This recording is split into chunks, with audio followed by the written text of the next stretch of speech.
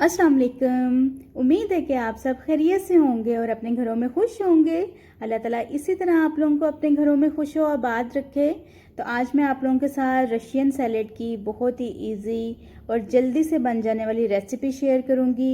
हम लोगों ने तरह तरह के रशियन सैलेड खाए होते हैं हम सब ने, और बहुत अच्छे भी होते हैं, लेकिन जो आज मैं आप लोगों के साथ अपनी रेसिपी शेयर करूंगी जिसमें मैं बहुत कम क्वांटिटी में बहुत कम चीज़ें लेके तो उससे मैं रशियन सैलेड बनाऊंगी।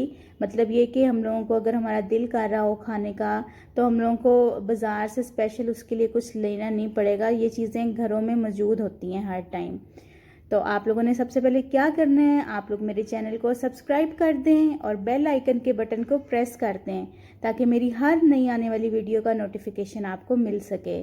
तो चलिए रेसिपी की तरफ चलते हैं। बिस्मिल्लाहिर्रहमानिर्रहीम। तो चलिए मैं आपको चीज़ें बता देती हूँ जो जो चाहिए सैलेड के लिए। यहाँ पे मैंने 2 सेब लिए हैं दरमियाने साइज़ के और उनको क्यूब्स की शेप में मैंने कट कर लिया है। 2 ही केले लिए हैं और इनको भी मैंने इस तरह बहुत बारीक नहीं काटा, थोड़ा मोटा साइज़ में रखा है इनको भी मैंने। और अगर आप चाहते हैं तो आप छिलकों समेत भी सेब को काट सकते हैं, लेकिन मैंने यहाँ पे छिलके उतार दिए हैं। मैंने 2 आलू लिए थे, इनको भी मैंने क्यूब्स की शेप में काट के और इनको मैंने उबाल लिया था। गाजर भी मैंने यहाँ पे 2 ली है, इसको भी मैंने बॉईल कर लिया है। और सलाद के पत्ते लिए हैं गार्निशिंग के लिए। आप लोग चाहें तो आप इसमें मटर भी ऐड कर सकते हैं, बंद गोभी भी डाल सकते हैं। और यहाँ पे मैंने किशमिश ली है 1 टेबलस्पून, अखरोट लिए हैं ये भी 1 टेबलस्पून।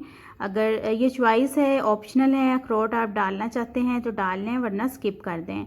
नमक मैंने बहुत थोड़ा लिया है, चुटकी के बराबर। 1/2 टीस्पून मैंने यहाँ पे ब्लैक पेपर का लिया है और 1 टेबलस्पून यहाँ पे मैंने पिसी हुई जो शुगर है वो ली है।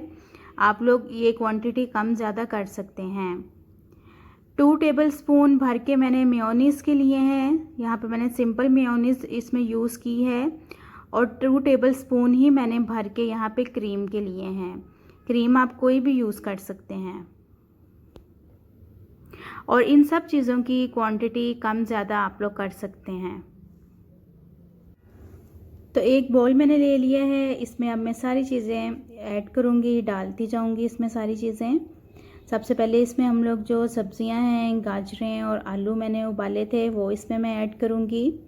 उसके बाद जो फ्रूट्स हैं, फ्रूट्स में जो सेब और केले थे, आप लोग इसमें पाइनएप्पल भी डाल सकते हैं, अनार भी डाल सकते हैं, और भी जो फ्रूट्स हैं आप लोगों को अच्छे लगते हैं वो भी ऐड कर सकते हैं।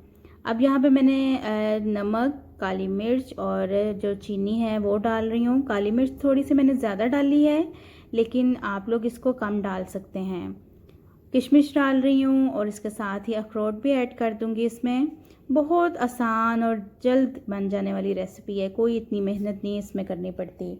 और यहाँ पे जो मैंने 2 टेबलस्पून मेयोनीज़ के लिए थे वो ऐड कर रही हूँ इसमें। और इसके साथ ही यहाँ पे मैं अच्छी तरह साफ़ कर रही हूँ ताकि कोई चीज़ इसके साथ ना रहे, क्योंकि रिस्क ज़ाया करना अच्छी बात नहीं है। तो यहाँ पे जी मैं साथ ही इसमें क्रीम भी ऐड कर रही हूँ। क्रीम थोड़ी सी मैंने बाद में इसमें और भी ऐड की थी। 2 टेबलस्पून ये थे और टोटल मैंने यहाँ पे इसमें 3 टेबलस्पून ऐड किए थे क्रीम के। तो इसको अब मैं अच्छे से मिक्स कर लूँगी, उसके बाद मैं आपको इसको दिखाती हूँ। तो रशियन सैलेड बनाने से पहले जो इसमें मैंने सब्जियां और फल यूज़ किए हैं, इन सब चीज़ों को मैंने पहले फ्रिज में रख दिया था ताकि वो अच्छे से ठंडी हो जाएं। और क्रीम और मेयोनीज़ को भी मैंने फ्रिज में रख दिया था, क्योंकि इस सैलेड को ठंडा खाने का ही मज़ा आता है। तो अब मैं इसको अच्छी तरह मिक्स कर रही हूँ और मिक्स करने के बाद इसको मैं फिर आधे घंटे के लिए फ्रिज में रख दूँगी।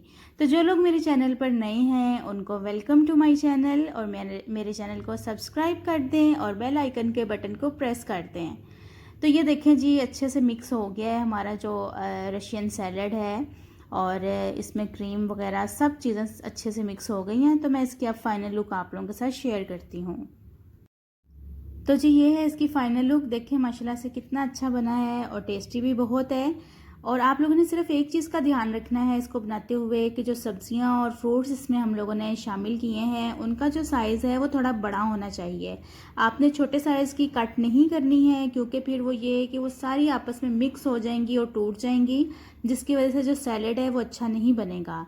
तो आप लोग भी लाजमी इस रेसिपी को ट्राई करिएगा और मुझे बताइएगा कि आप लोगों को ये रेसिपी कैसी लगी है। तो चलें अपनी वीडियो का यहाँ पे एंड करती हूँ। मिलती हूँ आपसे एक नई वीडियो में एक नई रेसिपी के साथ। अपना बहुत सारा ख्याल रखिएगा और मुझे इसी तरह सपोर्ट करते रहें। अल्लाह हाफिज़।